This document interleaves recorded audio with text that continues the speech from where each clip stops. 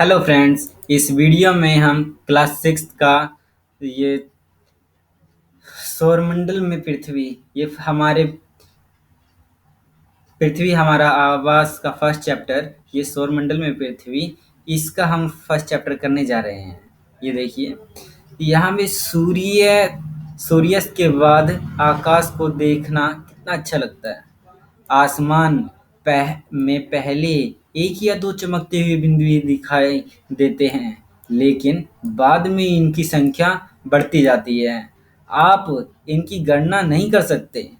संपूर्ण आकाश छोटे-छोटे चमकदार वस्तुओं से भरा जाता है, जिनमें से कुछ चमकीले होते हैं एवं कुछ धुंधले। ऐसा प्रतीत होता है मानो आकाश में हीरे जड़े हों।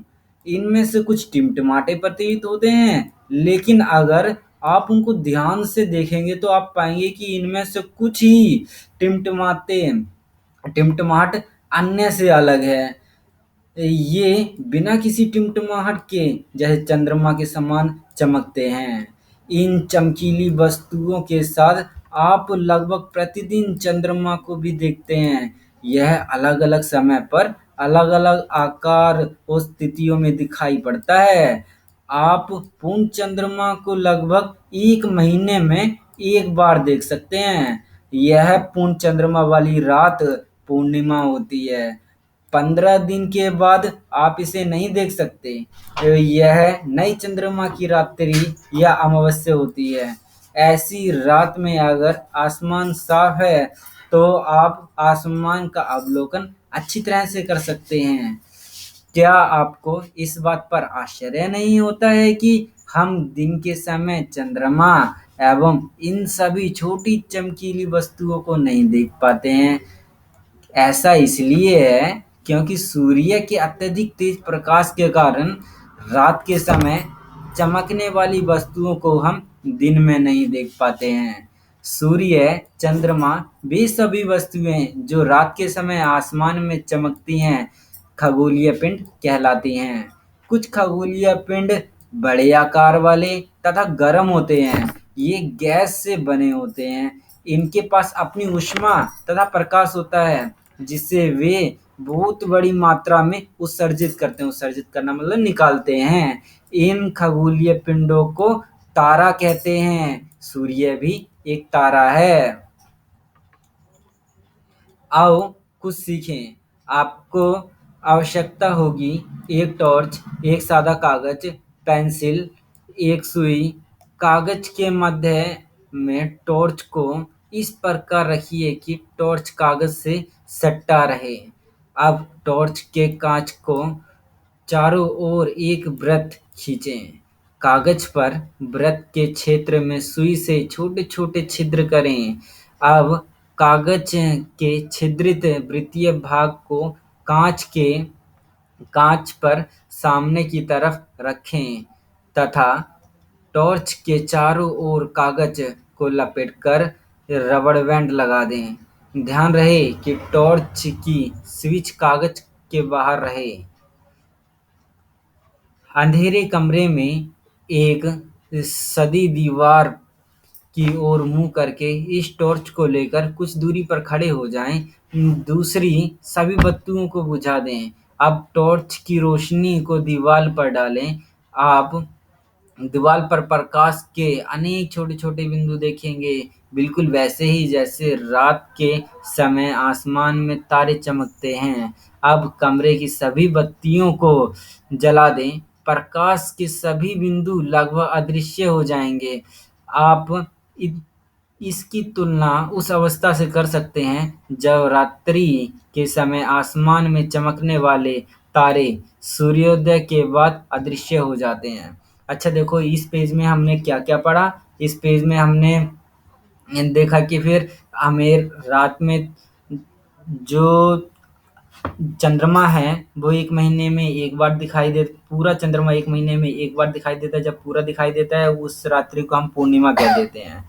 और जब चंद्रमा पूरा एकदम खत्म हो जाता है, 15 दिन बाद हमें दिखाई देना बंद हो जाता है, उसे हम नई चंद्रमा की रात्रि या फिर अमावस्या कह देते हैं हम। ठीक है? और जो से आप देखते हैं जैसे सूर्य, चंद्रमा और सभी वस्तुएं जो रात के समय आसमान में हमें चमकती दिखाई देती हैं, उसे हम खगोलीय पिंड कहते हैं। ठीक है? और जो चीजें अपने आप अब जैसे प्रकाश पैदा करें, या ये गैस के बड़े गोले जो गर्मी, प्रकाश ये पैदा करते हैं, तो उन्हें हम तारा कह देते हैं। जैसे कि सूर्य भी हमारा एक तारा है। अच्छा, अब हम देखते हैं, ये देखिए, रात के समय चमकते हुए अनगिनत तारे सूर्य के समान ही हैं, लेकिन हमसे बहुत दूर होने के कारण हम लोग उनकी ऊष्मा या प्रकाश को महसूस नहीं कर सकते, तथा वे अत्यंत छोटे दिखाई पड़ते हैं। आपने आपने अवश्य ध्यान दिया होगा कि कुछ दूरी से देखने पर सभी वस्तुएं छोटी दिखाई पड़ती हैं। अत्यधिक ऊंचाई पर उड़ रहा हवाई जहाज कितना छोटा दिखाई देता है ना? रात्रि में आसमान की ओर देखते समय आप तारों के विभिन्न समूह द्वारा बनाई गई विविध आकृतियों को देख सकते हैं। ये नक्षत्र मंडल कहलाते हैं। उर्सा मेजर, बिग बियर इसी प्रकार का एक नक्षत्र है। बहुत आसानी से पहचान में आने वाला नक्षत्र है सप्तऋषि, सात सप्त यानी कि सात, ऋषि यानी कि संत। यह सात तारों का समूह जो कि नक्षत्र अर्सा मेजर का भाग है। आपने परिवार अपने परिवार या पड़ोस में किसी बड़े व्यक्ति से कहिए कि वह आपको आसमान में और अधिक तारों, ग्रहों तथा नक्षत्रों को दिखाए। प्राचीन समय में लोग रात्रि में दिशा का निर्धारण तारों की सहायता से करते थे। उत्तरी तारा यह उत्तरी तारा उत्तर दिशा को बताता है। इसे ध्रुव तारा भी कहा जाता है। यह आसमान में हमेशा ही एक स्थान पर ही रहता है। हम सप्तऋषि की सहायता से ध्रुव तारे की स्थिति को जान सकते हैं। चित्र जैसे ये वाला चित्र आप देख रहे हैं, यहाँ से देखिए, ये उत्तर दिशा, यहाँ से ये संकेत कर रहे हैं, ऐसे इसकी सीधी रेखा में देखिए ध्रुव तारा है। अभी आपने देखा ये कैसे दिख रहा था हमें ध्रुव तारा। तो यदि सप्तऋषि ये मंडल की ओर संकेत तारे को आपस में मिलाते हैं तो एक काल्पनिक रेखा खींची जाए एवं उसे आगे की ओर बढ़ाया जाए तो यह ध्रुव तारे की ओर इंगित करती है। कुछ खगोलीय पिंडों को अपना कुछ खगोलीय पिंडों में अपना प्रकाश एवं ऊष्मा नहीं होती। वे तारों के प्रकाश से प्रकाशित होते हैं। ऐसे पिंड ग्रह कहलाते हैं। ग्रह जिसे अंग्रेजी में प्लैनेट कहते हैं, ग्रीक भाषा में ये प्लैनेटाई प्लैनेटाई शब्द से बना है, जिसका अर्थ है परिभ्रमक, अर्थात चारों ओर घूमने वाला। पृथ्वी जिस पर हम रहते हैं एक ग्रह है। यह अपना संपूर्ण प्रकाश ऊष्मा सूर्य से प्राप्त करता है, जो पृथ्वी के सबसे नजदीक का तारा है। पृथ्वी को बहुत अधिक दूर से देखने पर यह चंद्रमा की तरह चमकती हुई प्रतीत होती है। कुछ रोचक तथ्य हैं। बृहस्पति, शनि, यूरेनस के चारों ओर छल्ले हैं। ये छल्ले विभिन्न पदार्थों के असंख्य छोटे-छोटे पिंडों से बनी पट्टियाँ हैं। पृथ्वी से इन छल्लों को शक्तिशाली दूरबीन की सहायता से देखा जा सकता है। अच्छा, यहाँ से आपके पास क्वेश्चन क्या बन सकता है कि फिर ये क्वेश्चन बनेगा आपसे कि फिर रात को तो हम ये चमकते हुए तारे देखते हैं, तो ऐसे चीज़ें जिनका अपना प्रकाश नहीं होता, ऐसे हमारे पास बहुत सारे छोटे-छोटे ये पिंड हैं। तो हाँ, जो चीज़ आप पास से देख रहे हो उसका साइज़ बड़ा है, जैसे ही आप अगर दूर चले जाओ तो फिर वो हमें छोटी चीज़ें दिखाई देने लग जाती हैं। इसमें ये बताया। और ये बता रहे हैं कि फिर जैसे रात में अगर आप आसमान को देखते हो तो हमें तारों के बहुत सारे समूह दिखाई देते हैं, जैसे ये वाला तारों का समूह दिखाई दे रहा है। तो ये ऐसी आकृति बने ना, इसे हम नक्षत्र कह देते हैं। जैसे कि हमारे पास उर्सा मेजर, बिग बियर, ये हमारे पास नक्षत्र मंडल हैं। इन्हें हम नक्षत्र मंडल कह देते हैं। तो जौन से ये जिसमें 7 तारे हैं ना, तो ये सप्तऋषि है, ये एक नक्षत्र मंडल का ही भाग है। और ये कौन से नक्षत्र मंडल का भाग है? यह है अर्सा मेजर का। अच्छा, आपको पता ही है कि जैसे ये अगर आपको उत्तरी दिशा का पता करना है, तो आप सप्तऋषि की ये वाली दिशा देखिए, देखिए इन दोनों तारों को, इन दोनों तारों को जोड़ते हुए एक रेखा बनाइए। तो फिर आपको जो सा ये दिखेगा ना लास्ट में चमकता हुआ, ये हमारे पास ध्रुव तारा होगा। जहाँ पे ये ध्रुव तारा हमें बता रहा है कि इस तरफ ही उत्तर की दिशा है। और जो सी ये ध्रुव तारा है, ये कभी भी अपनी उसको स्थिति को नहीं बदलता, ये हमेशा एक ही जगह रहता है। ठीक है, जो सा ध्रुव तारा है इसे हम उत्तरी तारा भी कह देते हैं। अच्छा, जो से ना खगोलीय पिंड है जिनका अपना प्रकाश नहीं होता, उन्हें हम ग्रह कह देते हैं। अच्छा, ग्रह को इंग्लिश में प्लैनेट कहते हैं, और ये प्लैनेटाइज शब्द से बना है जिसका अर्थ होता है चारों तरफ घूमना। ठीक है, जैसे हमारी पृथ्वी भी एक ग्रह है, ये सूर्य के चारों तरफ घूमती है। ठीक है, और जो सा अगर क्वेश्चन पूछ ले कि पृथ्वी के सबसे पास का तारा कौन सा है, पृथ्वी के सबसे पास का तारा अपना सूर्य है। और जो से पृथ्वी को अगर हम चंद्रमा की इस तरह से देखें तो ये हमें चमकती हुई दिखाई देगी। अच्छा, रोचक तथ्य में ये था, जैसे हमारे पास बृहस्पति, शनि और यूरेनस, ये जो सी ग्रह है, इनके चारों तरफ छल्ले होते हैं। आपको पता होगा शनि के चारों तरफ छल्ले होते हैं, शनि के साथ साथ बृहस्पति और यूरेनस के पास भी छल्ले होते हैं। हालांकि छल्ले छल्ले क्या है, ये छोटे छोटे से पिंड होते हैं, उनकी पिंडों से मतलब गैस के कारण, धूल के कारण, ठीक है, या पत्थर वगैरह, वो घूमते रहते हैं इनके चारों तरफ। जैसे कि आप ये देख रहे हैं, आपको दिखाते हैं, ये छोटा करके थोड़ा। ये देखिए, ये है हमारे पास सूर्य। सूर्य के पास सबसे पास का ग्रह है बुध। बुध के बाद ये आ जाता है अपना, ये कौन सा है? हाँ बताइए। शुक्र ग्रह। शुक्र ग्रह के पास अपना तीसरा पृथ्वी।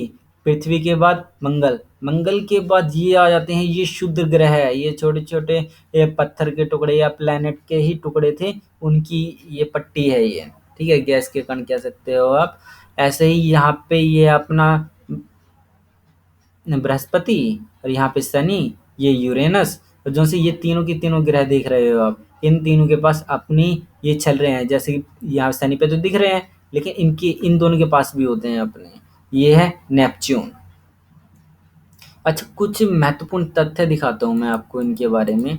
ये देखिए, जो सा हमारे पास ये है,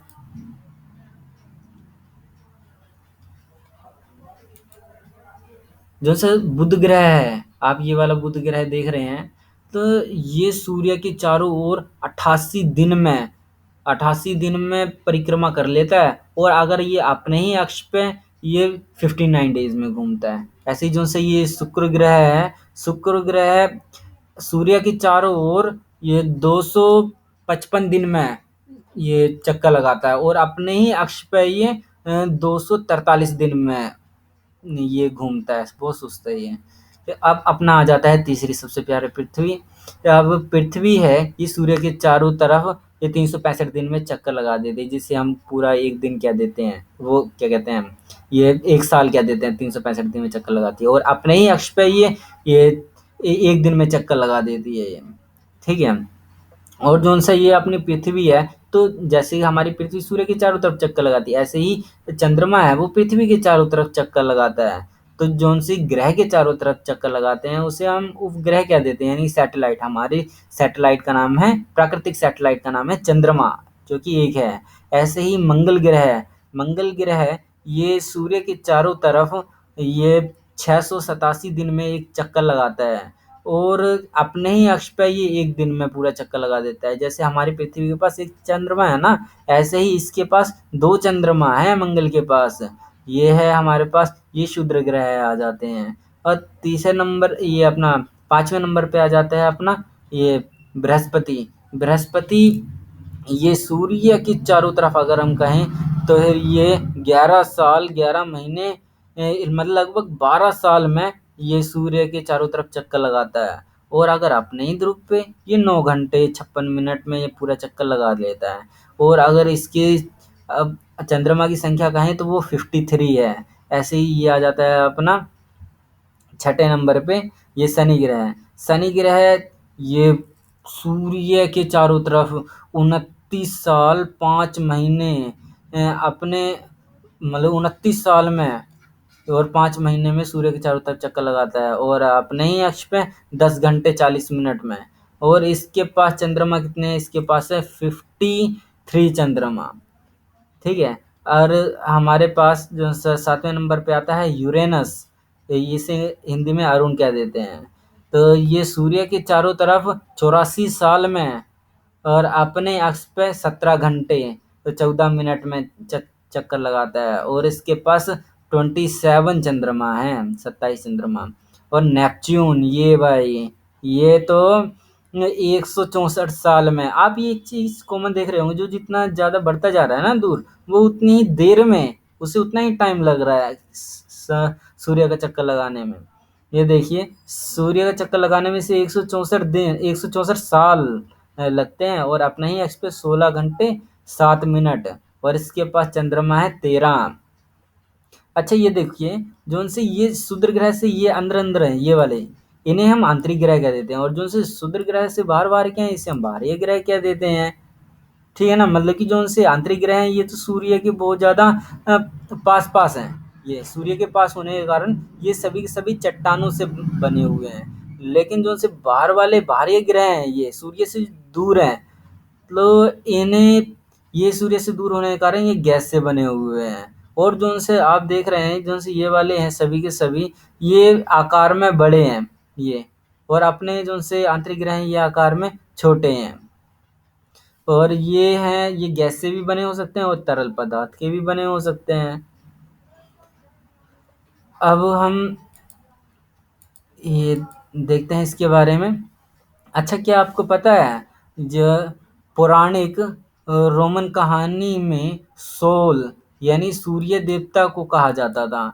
सोल शब्द का अर्थ है सूर्य से संबंधित, इसीलिए सूर्य के परिवार को सौर मंडल यानी कि सोलर सिस्टम कहा जाता है। सौर शब्द का उपयोग करते हुए अधिक शब्द को लिखें, जैसे कि सौर ऊर्जा, ये सोलर कुकर। ऐसे ही आपको और लिखने हैं, कमेंट बॉक्स में उसके आंसर लिखने हैं आपको। ठीक है। आसमान में देखने वाला चंद्रमा एक उपग्रह है। यह हमारी पृथ्वी के सहचर है तथा इसके चारों ओर चक्कर लगाता है। हमारी पृथ्वी के समान 7 अन्य ग्रह जो सूर्य से प्रकाश और ऊष्मा प्राप्त करते हैं, उनमें से कुछ के पास अपने भी चंद्रमा हैं। ये सौरमंडल सूर्य, 8 ग्रह, उपग्रह तथा कुछ अन्य खगोलीय पिंडों जैसे कि क्षुद्र ग्रह एवं उल्का पिंड मिलकर सौरमंडल का निर्माण करते हैं। उसे हम सौर परिवार का नाम देते हैं जिसका मुख्य सूर्य है। अच्छा आपको पता ही चल गया उपग्रह क्या होते हैं, जो किसी ग्रह के चारों ओर चक्कर लगाएं वो उपग्रह हैं। उपग्रह भी हमारे पास 2 प्रकार के होते हैं, एक प्राकृतिक और दूसरा ये मैनमेड यानी जो हम बनाते हैं। अच्छा सौर मंडल क्या है? जैसे सूर्य को और 8 ग्रहों को, उपग्रहों को और जितने भी खगोलीय पिंड हैं अगर उन सबको हम मिला दें, जैसे खगोलीय पिंड यानी कि क्षुद्र ग्रह वगैरह, उल्का पिंड, इन सभी को मिला देते हैं तो ये हमारे सौर मंडल बन जाते हैं। और सौर मंडल का मुखिया कौन होता है? सूर्य है। अच्छा शब्द की उत्पत्ति देखते हैं हम। जैसे ऐसे बहुत से शब्द जिनका उपयोग हम एक भाषा में करते हैं अक्सर भी दूसरी भाषा के लिए से लिए गए शब्द हो सकते हैं। उदाहरण के लिए जियोग्राफी एक अंग्रेजी शब्द है। यह ग्रीक भाषा से लिया गया शब्द है जिसका अर्थ है पृथ्वी का विवरण। 2 ग्रीक शब्दों से मिलकर बना जियो शब्द का अर्थ है पृथ्वी, ग्राफिया शब्द का अर्थ है लिखना। आइए पृथ्वी के संबंध में और अधिक जानें। जैसे जियो, अगर हम जियो के साथ लॉजी लगा दें तो ये पृथ्वी का अध्ययन हो गया। जियोलॉजी में हम पृथ्वी का अध्ययन पढ़ते हैं। अच्छा, जियोमेट्री मतलब कि मेट्रिकल मापना, मतलब पृथ्वी को हम मापते हैं जियोमेट्री में। और जियोइड, जियोइड मतलब कि पृथ्वी के आकार का अनुरूप। जियोइड, अगर कोई पूछे कि पृथ्वी का आकार कैसा है तो वो जियोइड है। अच्छा, हम सूर्य के बारे में पढ़ते हैं। सूर्य क्या है? सूर्य सौरमंडल के केंद्र में स्थित है। यह बहुत बड़ा है एवं अत्यधिक गर्म गैस से बना है। इसका खिंचाव बल इसे सौरमंडल को बांधे रखता है। सूर्य सौरमंडल के लिए प्रकाश एवं ऊष्मा का एकमात्र स्रोत है, लेकिन हम इस अत्यधिक तेज ऊष्मा को महसूस नहीं करते हैं, क्योंकि इस सबसे नजदीक का तारा होने के बावजूद यह हमसे बहुत दूर है। ये सूर्य पृथ्वी से लगभग 15 करोड़ किलोमीटर दूर है। सूर्य पृथ्वी से कितने किलोमीटर है? 15 करोड़। ठीक है। और हमें ऊर्जा कहाँ से मिलती है? ऊष्मा ये सूर्य से ही मिलती है। ग्रह, ग्रह हमारे सौरमंडल में कितने ग्रह हैं? 8 ग्रह हैं। और सूर्य से दूरी के अनुसार वे हैं ये बुध, शुक्र, पृथ्वी, मंगल, बृहस्पति, शनि, यूरेनस, नेपच्यून। अच्छा, सूर्य से उनकी दूरी के अनुसार अंग्रेजी ग्रह को नाम रखने के लिए आसान तरीका, जे my very efficient mother just served us no nuts. जैसे मास यानी कि ये Mercury, Venus, Earth, Mars, Jupiter, Saturn, Uranus, Neptune. सौरमंडल के सभी 8 ग्रह एक निश्चित पथ पर सूर्य का चक्कर लगाते हैं। ये रास्ते दीर्घवृत्ताकार में फैले हुए हैं। ये कक्षा कहलाते हैं। बुध सूर्य के सबसे नजदीक है। अपनी कक्षा में सूर्य के चारों ओर एक चक्कर लगाने में केवल 88 दिन लगते हैं। शुक्र सूर्य को पृथ्वी का जुड़वा ग्रह माना जाता है, क्योंकि इसका आकार एवं आकृति लगभग पृथ्वी के ही समान है। अभी तक प्लूटो भी एक ग्रह माना जाता था, परंतु अंतर्राष्ट्रीय खगोलीय संगठन ने अपनी बैठक अगस्त 2006 में यह निर्णय लिया कि कुछ समय पहले खोजे गए खगोलीय पिंड 2003 यूवी 313 सीरस तथा प्लूटो बोने ग्रह कहे जा सकते हैं। अच्छा, यहाँ पे हमने ग्रहों में क्या चीज़ मेन पढ़ी कि हमारे सौरमंडल में कितने ग्रह हैं? 8। ठीक है। और अगर हम कहें सूर्य से दूरी के क्रम में, वो है हमारे पास पृथ्वी, शुक्र, जो बुध, शुक्र, पृथ्वी, मंगल, बृहस्पति, शनि, यूरेनस, नेपच्यून। अगर ये जो से सौरमंडल है, सौरमंडल में कितने हैं? 8 ग्रह हैं। और ये सभी सभी सूर्य का चक्कर लगाते हैं। और ये कैसे चक्कर लगाते हैं? दीर्घवृत्ताकार। ठीक है, इलिप्टिकल फॉर्म में लगाते हैं। और जो जिस रास्ते में ये लगाते हैं उसे हम क्या देते हैं? कक्षा। और पृथ्वी के सूर्य के सबसे नजदीक कौन सा ग्रह है? अपना बुध ग्रह है।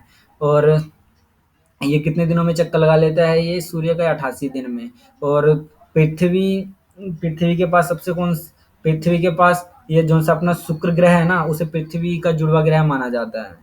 क्योंकि ये बिल्कुल दिखने में, आकार में, आकृति में पृथ्वी के जैसा ही है, इसलिए अपन पृथ्वी का जुड़वा ग्रह कह देते हैं। देखो, पहले अपने सौरमंडल में 9 ग्रह थे, उसमें प्लूटो भी आता था, लेकिन 2 अगस्त 2006 में प्लूटो को हटा दिया गया है। ठीक है, अब उसे बोन ग्रह की श्रेणी में रख दिया गया है, क्योंकि जौन सा ये है खगोलीय पिंड 2003 यूबी 313 सीरस, तो इसमें भी मतलब कि इसे भी हमने बोने ग्रहों की श्रेणी में रखा है।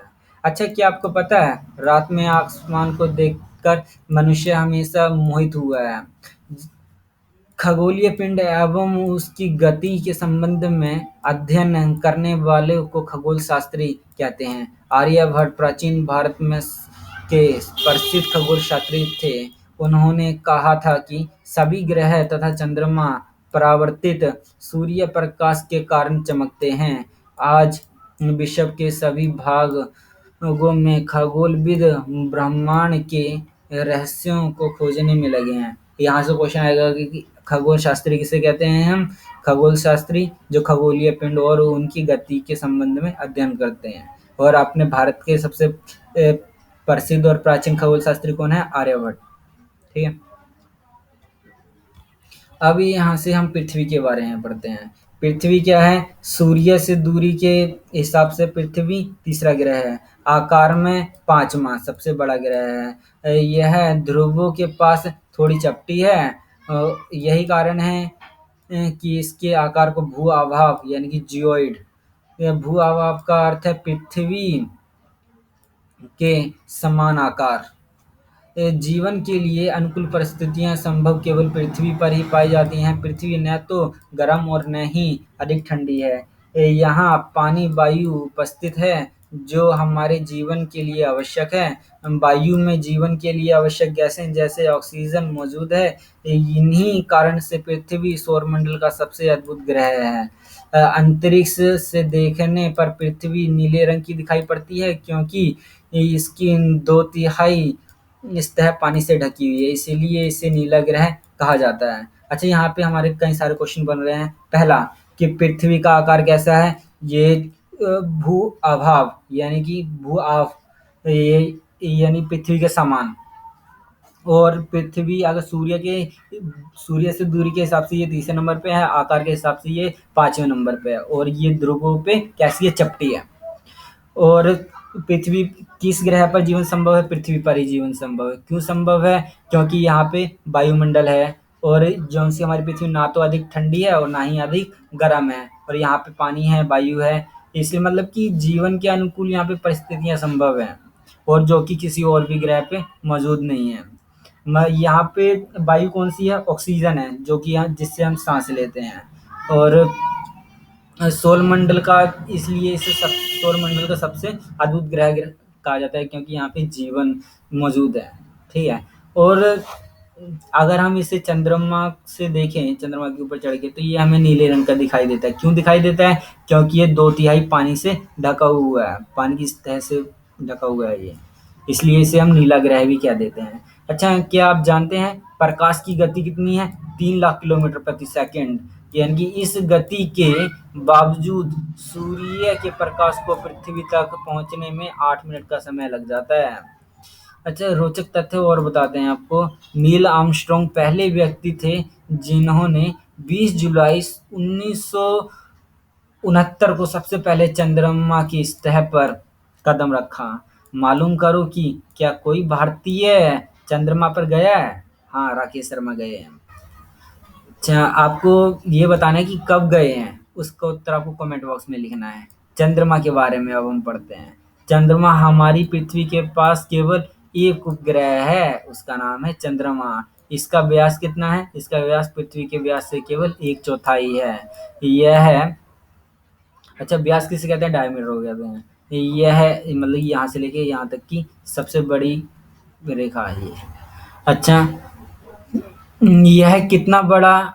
यह इतना बड़ा है इसलिए प्रतीत होता है क्योंकि यह ग्रह से अन्य खगोलीय पिंडों की अपेक्षा नजदीक है। यह हमसे लगभग 3,84,400 किलोमीटर दूर है। अब आप पृथ्वी से सूर्य और चंद्रमा की दूरियों की तुलना कर सकते हैं। चंद्रमा के बारे में हमने क्या क्या देखा कि चंद्रमा हमारा क्या है? उपग्रह। उपग्रह क्या होता है? जो किसी ग्रह के चारों ओर चक्कर लगाए। इसका व्यास कितना है? पृथ्वी के व्यास से 1/4 है। और यह कितना इतना बड़ा क्यों दिखाई देता है फिर हमें? क्योंकि ये पृथ्वी के बहुत ज़्यादा पास है, और इस पृथ्वी से इसकी दूरी कितनी है? ये 3,84,400 किलोमीटर। आप पृथ्वी से सूर्य और चंद्रमा की दूरियों की तुलना कर सकते हैं। अच्छा, अब जो से ग्रह है, ग्रह उपग्रह खगोलीय पिंड है जो ग्रहों के चारों ओर उसी प्रकार चक्कर लगाता है जिस प्रकार ग्रह सूर्य के चारों ओर चक्कर लगाते हैं। मानव निर्मित उपग्रह एक कृत्रिम उपग्रह है, या कृत्रिम पिंड कह देते हैं इसे। यह वैज्ञानिकों द्वारा बनाया गया है जिसका उपयोग ब्रह्मांड के बारे में जानकारी प्राप्त करने एवं पृथ्वी पर संचार माध्यमों के लिए किया जाता है। इसे रॉकेट के द्वारा अंतरिक्ष में भेजा जाता है एवं पृथ्वी की कक्षा में स्थापित कर दिया जाता है। अंतरिक्ष में उपस्थित कुछ भारतीय उपग्रह जैसे कि इनसैट, आईआरएस, ये एडुसैट आदि, ये सभी के सभी ये भारत के उपग्रह हैं जो अंतरिक्ष में हैं। ये रॉकेट का प्रक्षेपण ऐसे हो रहा है, रॉकेट का पृथ्वी पर गिरना, ये रॉकेट पृथ्वी पे गिर रहा है, ये उपग्रह का कक्षा में प्रवेश। अब जीव एवं पौधों को जीवित रखना तथा रहने तथा विकसित करने के लिए किन तत्वों की आवश्यकता होती है? पता है आपको? एक तो मिट्टी चाहिए और खनिज लवण वगैरह जिस चीज़ की उन्हें आवश्यकता होती है, उसका आंसर आपको कमेंट बॉक्स में लिखना है।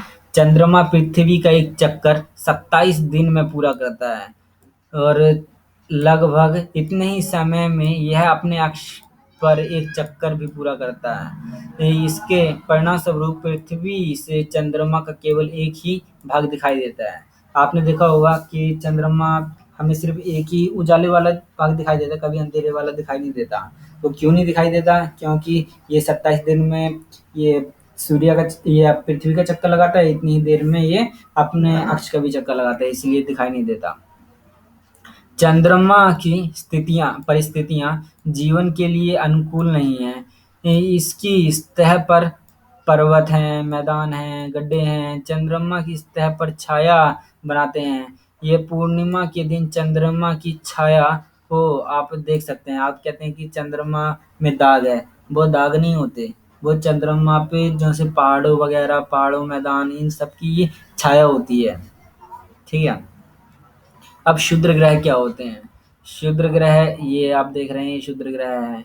तारों तारों ग्रहों एवं उपग्रहों के अतिरिक्त अन्य असंख्य छोटे पिंड भी सूर्य के चारों ओर चक्कर लगाते हैं। इन पिंडों को क्षुद्र ग्रह कह देते हैं। ये मंगल और बृहस्पति की कक्षाओं के बीच पाए जाते हैं। वैज्ञानिकों के अनुसार क्षुद्र ग्रह ग्रहों के ही भाग होते हैं जो कि बहुत वर्ष पहले विस्फोट के बाद ग्रहों से टूटकर अलग हो गए।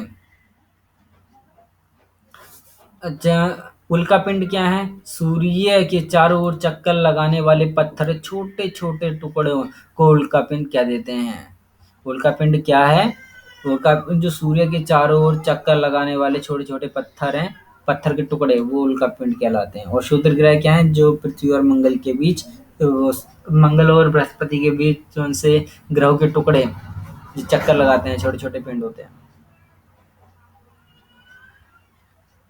और क्या कभी-कभी जो से उल्कापिंड हैं, ये इतने नज़दीक पृथ्वी के इतने पास आ जाते हैं कि उनकी आवृत्ति पृथ्वी पर गिरने की होती है।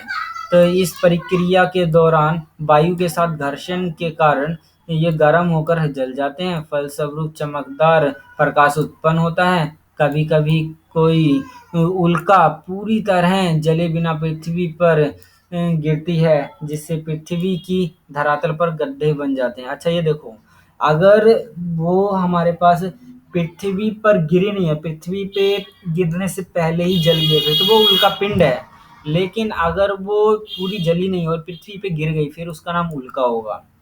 ठीक है। उल्का क्या होते हैं? ये ऐसे पिंड जो सूर्य के चारों ओर चक्कर लगाते हैं, उससे मतलब कि पत्थर वगैरह मान लो। अच्छा, क्या आप तारों वाले खुले आकाश में एक ओर से दूसरी ओर तक फैली चौड़ी सफेद पट्टी की सतह एक चमकदार रास्ते को देखते हैं? यह लाखों तारों का समूह है।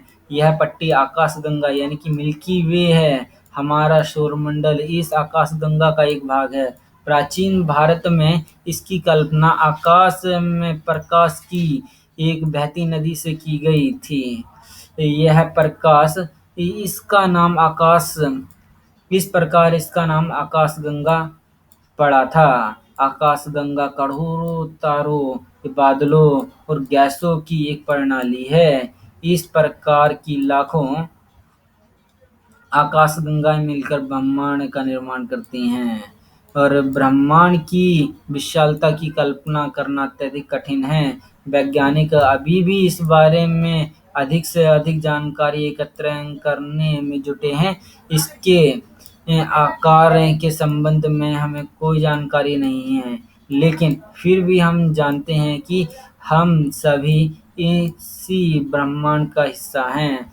अच्छा, क्या आप ब्रह्मांड के साथ अपना संबंध बता सकते हैं? आप पृथ्वी पर हैं तथा पृथ्वी सौरमंडल का एक भाग है। हमारा सौरमंडल आकाशगंगा यानी कि मिल्की वे का भाग है, जो ब्रह्मांड का हिस्सा है। ब्रह्मांड से जुड़े इस तथ्य पर विचार कीजिए कि इसमें लाखों आकाशगंगाएं मौजूद हैं। इस चित्र में अपना स्थान कहाँ है? देखो, ये ब्रह्मांड के अंदर आकाशगंगा है, आकाशगंगा के अंदर सौरमंडल, सौरमंडल के अंदर पृथ्वी, पृथ्वी के अंदर हम। अच्छा, अभ्यास का क्वेश्चन करते हैं। निम्नलिखित प्रश्नों का संक्षेप में उत्तर देना है। ग्रह और तारों में क्या अंतर है? जैसे ग्रहों के पास अपना प्रकाश नहीं होता, वे सूर्य के प्रकाश से चमकते हैं, किसी तारे के प्रकाश से चमकते हैं, लेकिन तारों के पास अपना प्रकाश होता है। अच्छा, सौरमंडल जो ग्रह हैं किसी तारों के चारों तरफ चक्कर लगाते हैं। अच्छा, सौरमंडल से आप क्या समझते हैं? सौरमंडल में सूर्य, ग्रह, उपग्रह और क्षुद्र ग्रह, ये सभी के सभी मिलके सौरमंडल का निर्माण करते हैं, और सौरमंडल का प्रधान अपना सूर्य है। सूर्य से उनकी दूरी के अनुसार सभी ग्रहों के नाम लिखें। सबसे पहले आ गया अपना ये बुध, फिर आ गया अपना शुक्र, पृथ्वी, मंगल, फिर अपने क्षुद्र ग्रह आ गए यहाँ पे, फिर बृहस्पति, फिर शनि, फिर यूरेनस, फिर नेपच्यून। अच्छा, पृथ्वी को अद्भुत ग्रह क्यों कहा जाता है? क्योंकि इस पर जीवन संभव। जीवन संभव क्यों है? क्योंकि यहाँ पे हमारी पृथ्वी ना तो अधिक गर्म है, ना ही अधिक ठंडी है, और यहाँ पे पानी वगैरह है, वायु है, जो कि पृथ्वी को अद्भुत ग्रह बना देता है। हम हमेशा चंद्रमा का एक ही भाग क्यों देख पाते हैं? क्योंकि चंद्रमा 27 दिन में पृथ्वी का चक्कर लगाता है, और इतने ही दिन में ये अपने अक्ष पर घूमता है। इसी कारण हम चंद्रमा का सिर्फ एक ही हिस्सा देख पाते हैं। ब्रह्मांड क्या है? कई सारे जब देखो, कई सारे जब मिल्की वे यानी कि गैलेक्सीज मिल जाती हैं, तो फिर वो ब्रह्मांड का निर्माण करती हैं। जैसे कि अब कई सारे ग्रह मिल गए तो वो सौरमंडल बनाता है। सौरमंडल कई सारे मिल गए तो फिर वो गैलेक्सी बनाते हैं। कई सारी गैलेक्सी मिल गई, गैलेक्सी, तो ये ब्रह्मांड बनाएंगे। ठीक है, ये हमें सही पर टिक करना है। किस ग्रह को पृथ्वी का जुड़वा ग्रह जाना जाता है? ये अपना शुक्र ग्रह को। सूर्य से तीसरा सबसे नजदीक का ग्रह कौन सा है? सूर्य के सबसे अपना तीसरा ये पृथ्वी आ जाता है। अच्छा, सभी ग्रह सूर्य के चारों ओर किस प्रकार के पथ में चक्कर लगाते हैं? ये लगाते हैं कि दीर्घवृत्ताकार में। अच्छा, ध्रुव तारे से किस दिशा की ओर संकेत होता है? उत्तर दिशा की ओर। क्षुद्र ग्रह किस कक्षा के बीच पाए जाते हैं? ये मंगल और पृथ्वी के बीच में। अच्छा, खाली स्थानों को भरना है। डैश का एक समूह जो विभिन्न प्रतिरूपों का निर्माण करता है उसे डैश कहते हैं। तारों का समूह जो विभिन्न प्रतिरूपों का निर्माण करता है उसे हम नक्षत्र कह देते हैं। ठीक है, ये से तारे आएगा यहाँ पे, और यहाँ पे नक्षत्र है। तारों की एक बहुत बड़ी प्रणाली को डैश कहा जाता है। तारों की एक बहुत बड़ी प्रणाली को नक्षत्र ही कहते हैं। अच्छा, डैश पृथ्वी के सबसे करीब है। पृथ्वी के सबसे करीब अगर तारों की बात करें तो सूर्य है। ठीक है, अगर ग्रहों की बात करें तो फिर अपना शुक्र ग्रह आ जाता है। अच्छा, डैश सूर्य से तीसरा सबसे नजदीक का ग्रह है। सूर्य से तीसरा कह रहे हैं तो तीसरा अपना पृथ्वी है। ग्रहों के पास अपनी ऊष्मा भी होती है और प्रकाश भी नहीं होता। ठीक है, ग्रहों के ये क्योंकि ये सूर्य के प्रकाश से मतलब किसी तारे के प्रकाश से चमकते हैं। अच्छा, सौरमंडल का एक चार्ट तैयार करना है आपको, और छुट्टियों में एक तारामंडल में जाके जो उनसे अपना कल्पना चावला प्लेनेटोरियम कुरुक्षेत्र में वहाँ अनुभव को कक्षा में बताना है। पर पृथ्वी एवं सौरमंडल पर एक क्विज प्रतियोगिता का आयोजन चलो वो करेंगे हम आपके लिए। आओ चलो कुछ खेलते हैं। हिंदी में सूर्य को सूरज भी कहा जाता है। हमारे देश में विभिन्न भाषाओं में सूर्य के नाम से पता लगाइए, या अपने मित्र, शिक्षक, पड़ोसी की मदद लें कि हमारे देश में विभिन्न भाषाओं में सूर्य के नाम क्या-क्या हैं। जैसे सूरज हो गया, रवि हो गया, और आपको बताना है, कमेंट बॉक्स में लिखना है। आप मानव सौरमंडल का निर्माण करके मनोरंजन के लिए यह खेल खेल सकते हैं। प्रथम चरण, आपकी कक्षा के सभी छात्र इसे खेल सकते हैं। एक बड़े हॉल में या खेल के मैदान में एकत्र हो जाएं। दूसरे चरण में अब मैदान में 8 वृत्तों एक जैसा कि आगे चित्र में दिखाया गया है, 5 मीटर लंबी रस्सी लेकर उसे चौक या स्याही से प्रत्येक आधे मीटर पर एक चिह्न लगाएं। केंद्र को चिह्नित करने के लिए वहां एक छोटी कील रख दो। अब केंद्र में खड़े होकर रस्सी के एक सिरे को पकड़ें। अपने मित्र से कहिए कि वह आधा मीटर वाले चिह्न पर चौक एवं रस्सी को एक साथ पकड़कर भूमि से लगाकर केंद्र की ओर घूमें। इस प्रकार एक वृत्त खींचते हैं। जैसा कागज पर प्रकार एवं पेंसिल की मदद से खींचते हैं, इसी प्रकार अन्य वृत्त भी बनाइए। तीसरे चरण, 10 प्लेकार्ड तैयार करें। उनका नाम सूर्य, चंद्रमा, बुध, शुक्र, पृथ्वी, मंगल, बृहस्पति, शनि, यूरेनस, नेपच्यून रखें। चौथा, 10 छात्रों को चुनें। नीचे चिह्न के अनुसार खड़ा कर दें एवं प्रत्येक के हाथ में एक प्लेकार्ड दें। प्लेकार्ड का वितरण: सबसे लंबा सूर्य, सबसे छोटा चंद्रमा, बुध, मंगल, शुक्र, पृथ्वी लगभग समान लंबाई वाले, नेपच्यून, यूरेनस, शनि, बृहस्पति पहले के 4 ग्रहों से लंबे लेकिन सूर्य से छोटे। अब सभी छात्रों को अपने अपने प्लेकार्ड पकड़कर अपने स्थान पर खड़े रहने को कहें। चंद्रमा वाले प्लेकार्ड पकड़े हुए छात्रों को पृथ्वी वाले प्लेकार्ड पकड़े हुए छात्र के हाथ पकड़े रहने को कहें। अब आपका सौरमंडल तैयार है। अब प्रत्येक छात्र को धीरे धीरे वामावर्ती यानी कि बाईं ओर से दिशा में घूमने को कहें। आपकी कक्षा क्लास एक छोटे मानव निर्मित सौरमंडल में परिवर्तित हो गई है। अपनी कक्षा में घूमते समय आप अपने स्थान पर घूमिए। इन दक्षिणावर्त दिशा में घूमने वाले शुक्र और यूरेनस को छोड़कर शेष सभी वामावर्त दिशा में घूमना चाहिए। अच्छा, 2 ग्रह के अभी मैंने नाम लिए हैं आपको यहाँ पे, शुक्र और यूरेनस, ये ध्यान रखना। ये दोनों के दोनों ये दक्षिणावर्त दिशा में नहीं घूमते, ये वामावर्त, ये दोनों दक्षिणावर्त दिशा में घूमते हैं और बाकी ये वामावर्त दिशा में घूमते हैं। चलो, इस वीडियो में इतना ही। अगली वीडियो में हम अगला चैप्टर पढ़ेंगे। Thank you.